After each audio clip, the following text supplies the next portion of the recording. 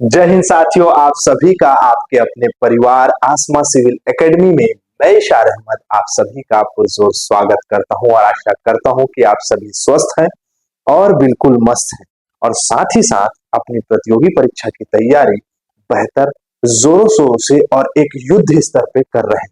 मेरे साथियों, आज हम 19 तारीख के इंपॉर्टेंट करंट अफेयर्स की चर्चा करेंगे इस क्लास में। तो चलिए अपना सत्र प्रारंभ करते हैं। लेकिन अगर आप इस चैनल में नए नए हैं तो मैं आपसे निवेदन करना चाहूंगा कि चैनल को सब्सक्राइब कर लें और अगर पहले से हैं तो मेरे प्रिय साथियों, आप इसको अपने व्हाट्सएप स्टेटस पे जरूर लगाइएगा ताकि हमारी पहुंच सब तक पहुंच मतलब हमारी पहुंच जो है सब तक हो पाए, है ना। मतलब सब लोग इस वीडियो को जरूर देखें। तो डेली करंट अफेयर्स आप लोगों के लिए मैं रोज लेकर आता हूं, तो इसका फायदा और लोगों को भी पहुंचे। चलिए आइए स्टार्ट करते हैं अपना सत्र।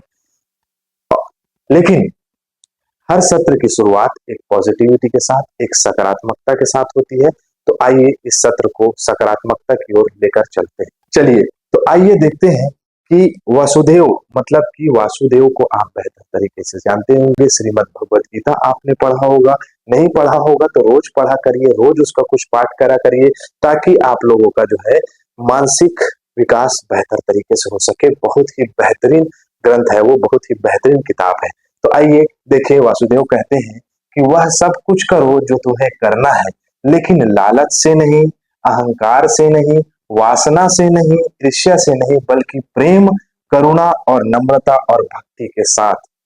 जिंदगी में एक चीज याद रखना मेरे प्यारे साथियों, हमेशा आप किसी भी कार्य को करने के लिए जाइए तो उस कार्य के प्रति सबसे पहले आपका दृढ़ संकल्प होना चाहिए, आपका हृदय बिल्कुल साफ होना चाहिए और आप उसके प्रति बिल्कुल समर्पित होने चाहिए।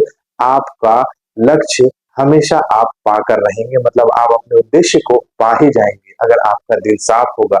लेकिन अगर आप दिल में किसी भी प्रकार की नकारात्मकता, किसी भी प्रकार की अगर भावना लेकर चलते हैं जिससे कि बाकी सारी चीजें आहत होती हैं, मतलब नकारात्मक भावनाएं लेके चलते हैं, तो वहां पर साथियों कहीं ना कहीं हम चूक जाते हैं, हम जो है हार जाते हैं। इसलिए हमेशा कैसे रहना है, हमेशा जो है सकारात्मक मानसिकता के साथ अपने लक्ष्य के प्रति आगे बढ़ना है। किसी भी प्रकार से किसी चीज का नहीं सोचना है, सिर्फ और सिर्फ हमें अपना उद्देश्य नजर आना चाहिए। तो चलिए अपना सत्र प्रारंभ करते हैं।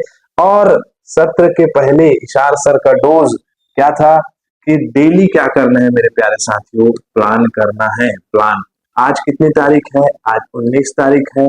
19 तारीख के रात की इशार सर हमेशा क्या बोलते हैं, इशार सर हमेशा क्या बोलते हैं कि आपका प्लान करना है 20 तारीख की, और 20 तारीख को उस प्लान के लिए पूरी की पूरी क्या लगा देनी है, जान झोंक देनी है। आशा करता हूँ मेरी बातें आप लोग को समझ में आ रही होगी। तो डेली आप लोगों को क्या करना है, अपना प्लान बनाना है और उस प्लान के लिए अपना पूरा जान झोंक देना है। ठीक है। लास्ट टाइम मैंने प्रश्न पूछा था, विश्व युवा कौशल दिवस कब मनाया जाता है, when is world youth skill days celebrated. तो आपका हमेशा कब मनाया जाता है, 15 जुलाई को मनाया जाता है। बहुत सारे प्यारे बच्चों ने बहुत सारा सही सही जवाब दिया है। तो आइए देखते हैं। अब हमें पेन चूज करने की जरूरत नहीं पड़ेगी, हम व्हाइट स्लाइड में पढ़ेंगे और किसी भी प्रकार से ऊपर नीचे लगेगा तो मुझे बताइएगा। ठीक है। 15 जुलाई, वेरी गुड श्री। ठीक है। उसके बाद वेरी नाइस गुरु। वेरी नाइस गुरु कौन है, यूजर, बड़ा खतरनाक नाम है इनका। ठीक है, धन्यवाद मित्र। शशि टंडन ने सी आंसर दिया है 15 जुलाई, है ना। उसके बाद है today question answer is 15 July. Final exam चल रहे हैं, all the best Ragini. Ragini बेटा अच्छे से पढ़ाई करो फाइनल एग्जाम के लिए, है ना। बढ़िया अच्छे से पढ़ाई करते रहो। अब आ जाते हैं अपन लोग, दिखाई दे रहे हैं ना क्लियर, मैं एक बार चेक कर लूं। हाँ क्लियर है सारी चीजें। हाल ही में किस बैंक ने विशेष जमा योजना अमृत विशिष्ट सॉरी वृष्टि की शुरुआत करी है। तो एसबीआई ने स्टार्ट करी है। किसने स्टार्ट करी है, SBI. State bank of India ने भारत के लिए, भारत के मतलब नागरिकों के लिए, मतलब बैंक में खाता धारकों के लिए अमृत विशिष्ट सॉरी आपका वृष्टि आपका योजना शुरू करी है, जिसके तहत 444 जी 444 दिन के लिए अगर आप जमा रखते हैं पैसा तो आपको 7.25% का अतिरिक्त ब्याज प्राप्त होगा। ठीक है। इस प्रकार की योजना है अमृत वृष्टि योजना। वैसे ही आपका बीओबी मतलब बैंक ऑफ बड़ौदा ने भी स्टार्ट किया था। देख लेते हैं, आइए देखें। ये सारा कंटेंट आप लोगों को नए तरीके से दिखाई दे रहा होगा। एकदम ऑथेंटिक और सारे आपके एनालिसिस के अकॉर्डिंग ये कंटेंट बना है, तो आपके लिए बहुत ही महत्वपूर्ण होने वाला है। इसका पीडीएफ हमारे टेलीग्राम चैनल में मिल जाएगा। ठीक है, हमारा टेलीग्राम चैनल ज्वाइन करने के लिए आप जो है आसमा सिविल एकेडमी आप टेलीग्राम में लिखेंगे तो आपको मिल जाएगा। ठीक है, तो डेली आप लोगों को ऐसे कंटेंट प्रोवाइड कराए जाएंगे।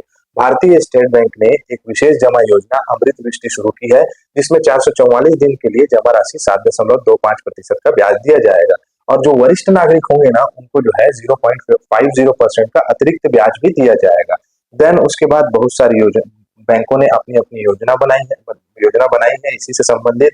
बैंक में खाते में जमा नहीं हो रहा है कैश, तो उससे संबंधित जो है योजना बनाई गई है। जैसे कि आप देख सकते हो क्या, तो बैंक ऑफ बड़ौदा जो है वो बैंक ऑफ महाराष्ट्र है, ये सभी बैंकों ने अपनी योजना बनाई है।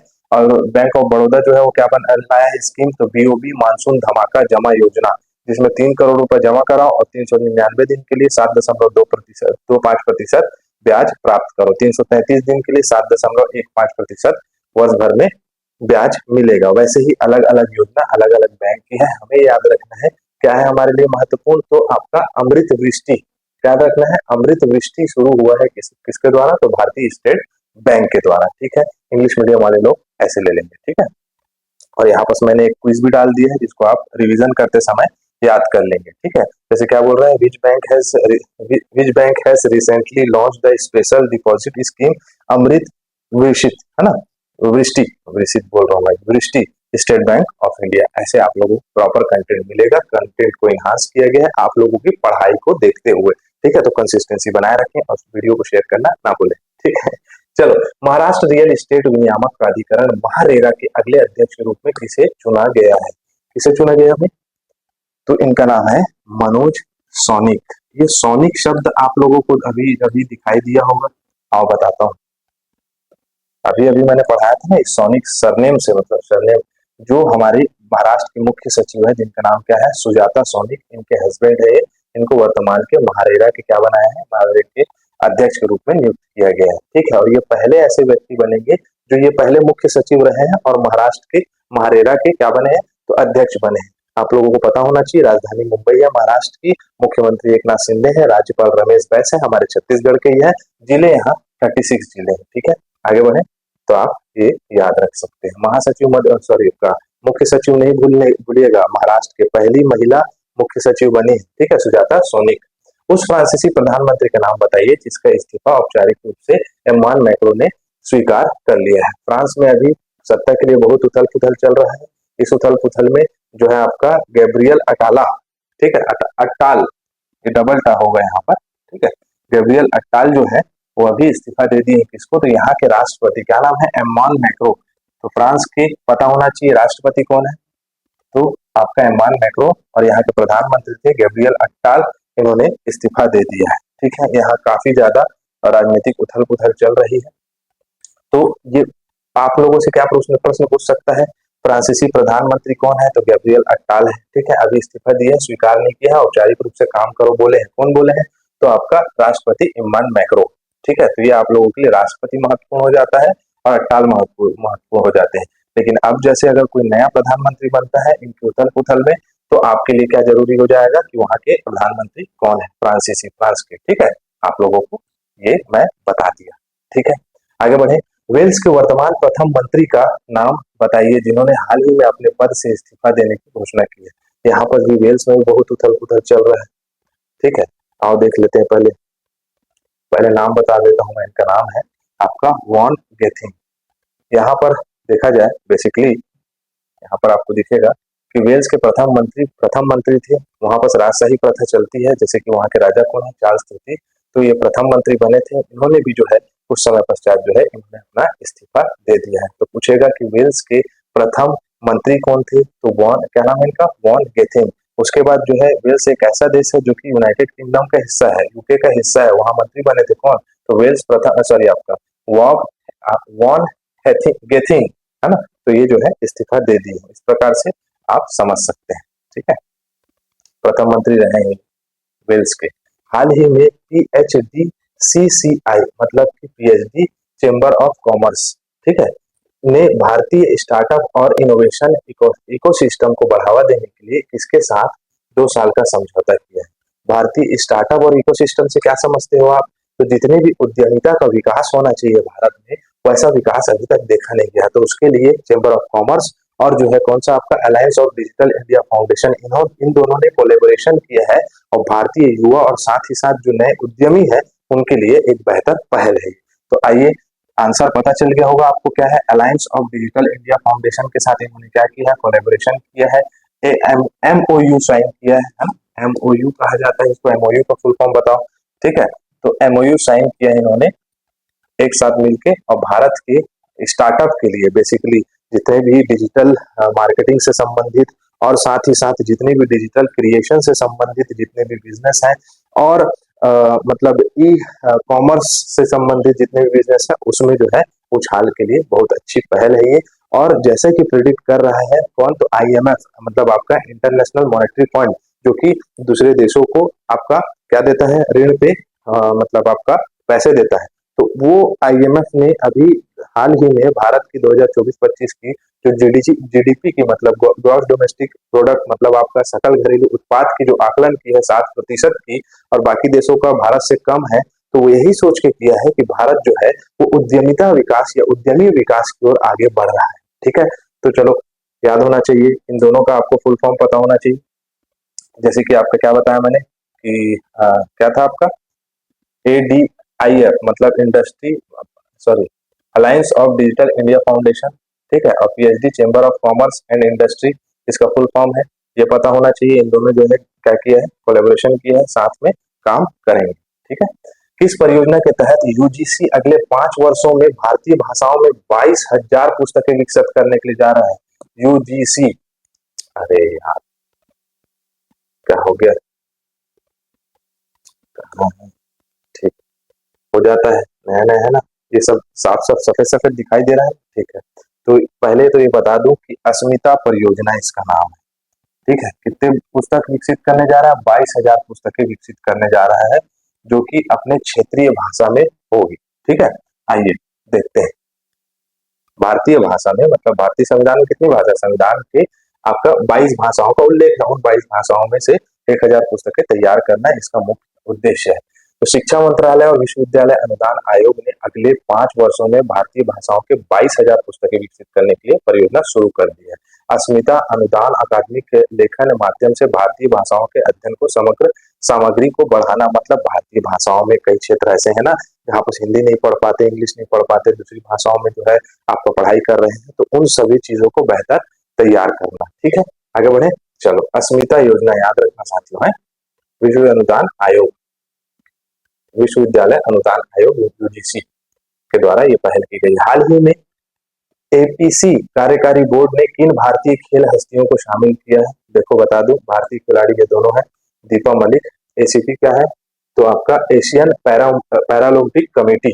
ठीक है, एशियन पैरा ओलंपिक कमेटी जो है ये आपका बेसिकली दीपा मलिक और काजू हीरो यागी, ये दोनों पैरा एथलीट हैं, इन दोनों को शामिल किया किसमें, तो आपका एपीसी में। एपीसी मतलब आपका एशियाई या एशियन पैरा ओलंपिक कमेटी। ठीक है, इसका फुल फॉर्म यहाँ मिल जाएगा सारा चीज आप लोग को। तो भारत के पैरालंपिक पदक विजेता दीपा मलिक को दक्षिण एशिया के क्षेत्रीय प्रतिनिधि में नियुक्त किया है। टोटल कितने सदस्य हैं इसमें, तो टोटल इसमें 34 जो है आपका, नहीं 32 सदस्य होते हैं बेसिकली। ठीक है, वो देख लेना अपने हिसाब से, लेकिन दीपा मलिक को शामिल कर लिया गया है और काजू हीरो यागी को एपीसी कार्यकारी बोर्ड में शामिल कर लिया गया है। ठीक है, ये हमारे लिए बहुत अच्छी उपलब्धि है। चौथी बार रवांडा के राष्ट्रपति के रूप में किसे चुना गया है? कि रवांडा के राष्ट्रपति बहुत साल से चौथी बार बने, मतलब कि समझ रहे हो, 20 साल तो ऐसे ही हो गया। क्या नाम है इनका? Paul Kagame. Paul Kagame. प्रश्न पूछने की संभावनाएं बढ़ जाती है, कहाँ के हैं, तो रवांडा के आपके राष्ट्रपति। ठीक है, 99% वोट मिला है इनको, सोचो इतने फेमस आदमी है। दरअसल 1994 के दशक में इन्होंने हो रहे रवांडा में नरसंहार में जो है पार्टिसिपेट किया था। नरसंहार में नहीं, नरसंहार को बचाने के लिए, नरसंहार वहां काफी ज्यादा जो है मारपीट और जो है आपका स्थिति खराब हो चुकी थी, वातावरण बिगड़ चुका था पूरे तरीके से, वहां इतना ज्यादा त्रासदी हो गई थी, तो वहां जो है इन्होंने बढ़ चढ़ के भाग लिया और लोगों को जो है प्रोटेक्ट किया। 8 लाख लोग लगभग मरे थे। ठीक है, ये देख सकते हो, 8 लाख लोग ज्यादा वहां मारे गए थे। क्लियर। भारत सरकार ने भारत सरकार ने पुनर्गठन नीति आयोग को अधिसूचित किया। ठीक है, पुनर्गठन नीति आयोग मतलब नीति आयोग के सदस्य बन रहे हैं अभी, मतलब और सदस्यों को जोड़ा जा रहा है उसमें। इस संदर्भ में आयोग के वर्तमान उपाध्यक्ष कौन है? तो इस संदर्भ में वर्तमान उपाध्यक्ष, ये याद रख लो भैया, ठीक है। अगर मेरे से गलती हो गई तो उसको सुधार लेना। सुमन बेरी जो है वर्तमान उपाध्यक्ष नीति आयोग के। ठीक है, सारे आपके चीजों को गणना करने के बाद बता रहा हूँ। तो सुमन बेरी इसके उपाध्यक्ष होंगे, है ना। तो वी के अभी जैसे बात करें कि नरेंद्र मोदी जी अध्यक्ष रहेंगे क्योंकि प्रधानमंत्री है, उपाध्यक्ष पद पे सुमन बेरी बने रहेंगे। वी के सारस्वत, रमेश चंद, वी के पॉल और अरविंद वीरमानी पूर्णकालिक सदस्य ये अभी बने हैं। ठीक है, पूर्णकालिक सदस्य मतलब नीति आयोग में ये सदस्य लोग आए हैं नए नए। ठीक है, ये जो है इस सत्र में नीति आयोग के सदस्य के रूप में रहेंगे और कुछ न कुछ सदस्यता में अपनी भागीदारी दिखाएंगे। ठीक है, सुमन बेरी वर्तमान के उपाध्यक्ष। हाल ही में अंतरराष्ट्रीय मुद्रा कोष IMF ने बताया था, मैंने 2024-25 के लिए भारत की GDP वृद्धि दर कितनी बताई है? 7%। 7% बताई है IMF ने, इंटरनेशनल मॉनेटरी फंड ने। ठीक है, 7% जो है वो वृद्धि देखी जाएगी 2024-25 में। ठीक है, चलो आगे बढ़ते हैं। देख सकते हैं अंतरराष्ट्रीय मुद्रा कोष ने 2024-25 के लिए भारत की GDP वृद्धि से 6.8% से बढ़ाकर 7% कर दिए। बताया कि भारत जो है वो उद्यमी विकास की ओर ज्यादा बढ़ रहा है। ठीक है, आगे बढ़े। ये आज का क्वेश्चन है, श्रीलंका और अमेरिका समुद्री सुरक्षा पर सहयोग बढ़ाएंगे। इस संदर्भ में हिंद महासागर रिम एसोसिएशन की अध्यक्षता किस देश के पास है? रिम एसोसिएशन, रिम का फुल फॉर्म भी बताना है आप लोग को साथ ही साथ। ठीक है, इसको अगर देखे होगे मोस्ट इंपॉर्टेंट है इसलिए बता रहा हूँ। इसका फुल फॉर्म बताओ रिम एसोसिएशन का और कौन अध्यक्षता कर रहे हैं इस साल रिम एसोसिएशन का, ये आंसर आप लोगों को देना है। ठीक है, और अभी तक टेलीग्राम चैनल में नहीं जुड़े हैं तो टेलीग्राम चैनल में जुड़ जाइए। अभी तक अगर आप हमारे व्हाट्सअप चैनल को नहीं, व्हाट्सअप चैनल बोलता हूँ भाई, आपका टेलीग्राम चैनल को नहीं ज्वाइन किए हैं और साथ ही साथ इंस्टाग्राम आईडी को फॉलो नहीं किया तो उसे भी फॉलो कर लीजिए और यूट्यूब चैनल को सब्सक्राइब करना ना भूलिए। इसी के साथ मैं इजाजत चाहूंगा। जय हिंद, जय भारत।